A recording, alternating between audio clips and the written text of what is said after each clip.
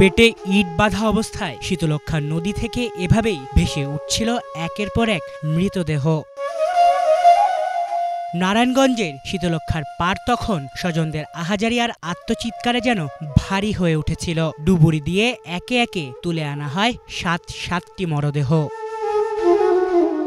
আর তা দেখে কান্নায় ফেটে পড়ছিলেন খুন হওয়া সেই মানুষগুলোর স্বজনেরা, যাতে সরাসরিভাবে জড়িত ছিলেন স্বৈরাচার আওয়ামী লীগের দোসররা। বলছি নারায়ণগঞ্জের সেই চাঞ্চল্যকর ৭ খুনের ঘটনা নিয়ে, যা সে সময় নাড়িয়ে দিয়েছিল গোটা বাংলাদেশকে।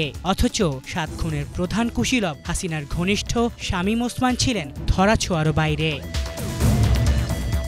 সে সময় তৎকালীন নারায়ণগঞ্জ কাউন্সিলর নজরুল ইসলাম এবং আইনজীবী চন্দন সরকার সহ নিখোঁজ হন ৭ জন। এর ৩ দিন পরই শীতলক্ষ্যা নদী থেকে উদ্ধার করা হয় তাদের লাশ। তদন্তে বেরিয়ে আসে নির্মম সেই হত্যাকাণ্ডে র্যাবের সরাসরি সংশ্লিষ্টতা।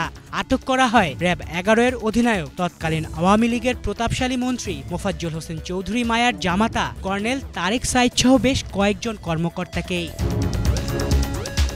ঘটনার পরপরই ভারতে পালিয়ে যায় মামলার আরেক অভিযুক্ত নূর হোসেন। নারায়ণগঞ্জের বেশিরভাগ অবৈধ কাজের গডফাদার খ্যাত এই ব্যক্তিকে বলা হতো শামীম ওসমানের ডান হাত। যদিও সে বছরের জুনেই কলকাতা থেকে নূর হোসেনকে গ্রেফতার করে সেখানকার পুলিশ। ১ বছর পর ২০১৫ সালের নভেম্বরে তাকে বাংলাদেশ পুলিশের কাছে হস্তান্তর করা হয়।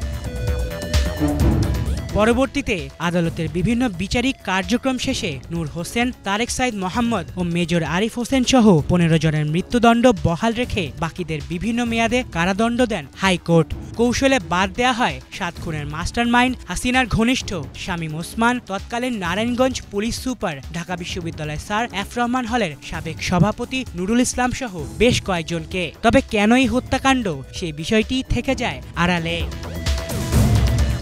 সেই উত্তর পরিষ্কার হয় ৫ আগস্টে হাসিনা পতনের পরপরই। সে মামলার তদন্তের দায়িত্ব থাকা মূলত ৭ খুনের এই কলঙ্কিত ঘটনার সাথেও জড়িত থাকার অভিযোগ পাওয়া যায় র্যাবের সাবেক গোয়েন্দা প্রধান মেজর জেনারেল অবসরপ্রাপ্ত জিয়াউল হক।